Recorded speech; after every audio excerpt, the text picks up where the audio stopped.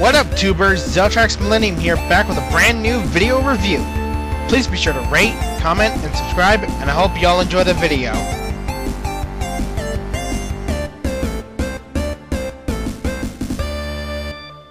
Hello YouTubers, Zeltrax Millennium here, back with a brand new review for you. This time we're taking a look at the time of this recording, one of my favorite Transformers Prime Deluxes of all time, Transformers Prime R.I.D. Revealers WheelJack.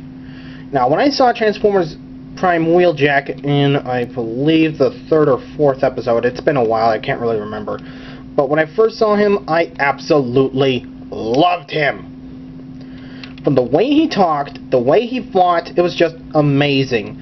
I'm saddened that he was only able to be in that one episode, but hopefully in Season 2, which is out right now, he'll be returning.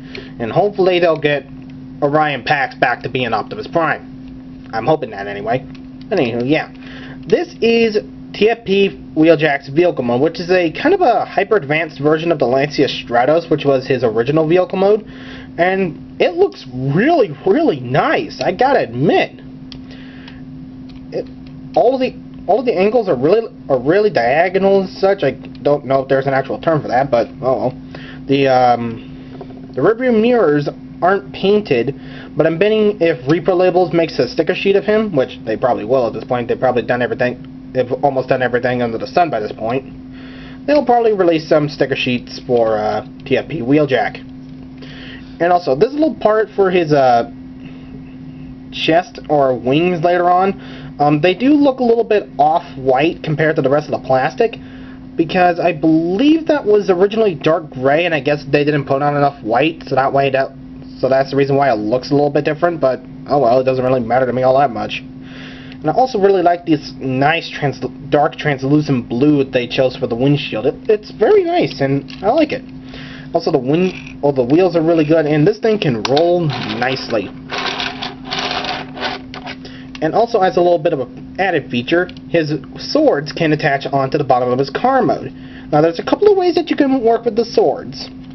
You can either attach them to the bottom of the car mode, and also this little spot, which I kind of found out, that you can also do this in robot mode. You can also attach the swords here, or if you wanted to be really goofy and turn on the power of the Mastodon, you can actually do that. Give him a bit of tusks, which is... okay, that's really weird. I don't know why they chose that at all. But yeah, all the coloring on this thing is very nice. I love the green and the red and the white. And it's just nice. Let's head into robot mode, shall we?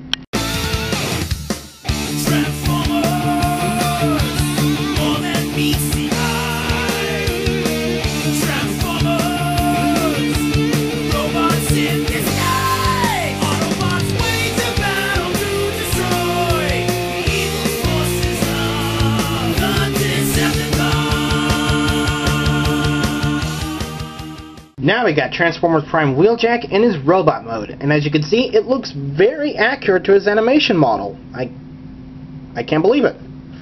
So yeah, let's take a look at him. His overall robot mode design is actually very, very nice. All of his details are present from his animation model. I don't really see any problems with it. But yeah, nothing too terribly bad. As you can already see with his face... light piping! Yeah, his light piping actually does work, but as you can see, it's kind of a bit of a dark blue, like with the windshield. I just don't know why they decided to go with dark blue. So yeah, it kind of makes his eyes look black. So I might go in and paint his eyes light blue. Who knows at this point. But yeah, let's take a look at WheelJack's articulation. His articulation is actually pretty good. It's all ball joints and swivels and stuff. He's got a little hinge swivel right here, so that way his shoulder can go in and out. His there's a ball joint right with that swivel, so that way it can go like that, go a full 360, though his windshield thing kind of gets in the way.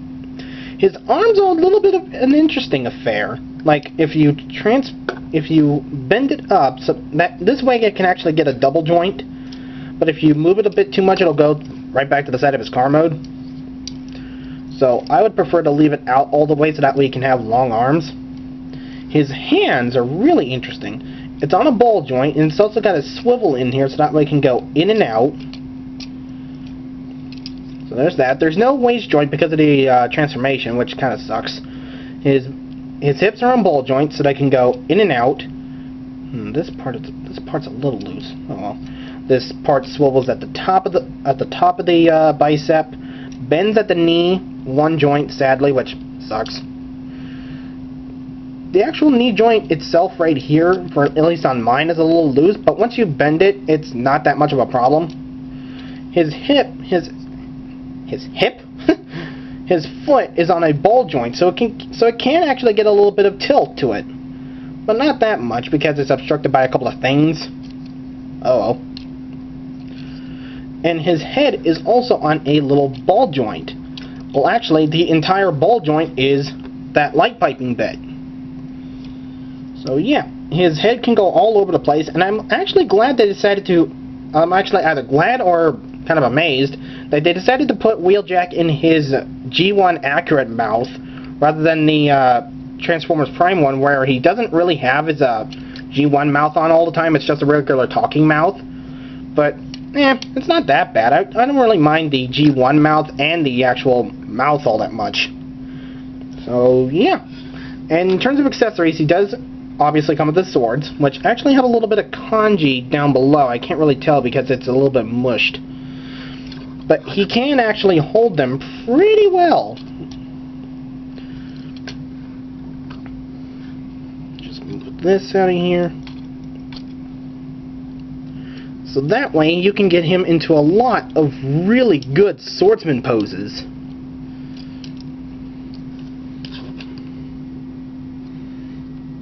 And thanks to the articulation of this guy, you can actually get him into a lot of pretty good poses. So yeah, overall, Transformers Prime R.I.D. Revealer's WheelJack is a very, very good release. It's got really good articulation, really good paint jobs, and his accessories are accurate to the show. I'm not really that keen on the R.I.D. Revealer's RC arm cannon, which that oversized cannon just sucks. It just sucks. I'm definitely saying pick this guy up. You will not regret it. I did pick up Bumblebee. He's actually pretty good. Am I going to pick up the rest of the Transformers Prime line? I might a little bit. I'm on the fence about Optimus because of those translucent arms that are probably going to break off due to the translucency of his elbows. Why do you make those? I know you had to work in a gimmick, Hasbro, but translucent elbows, they're gonna break once in a while. Gah!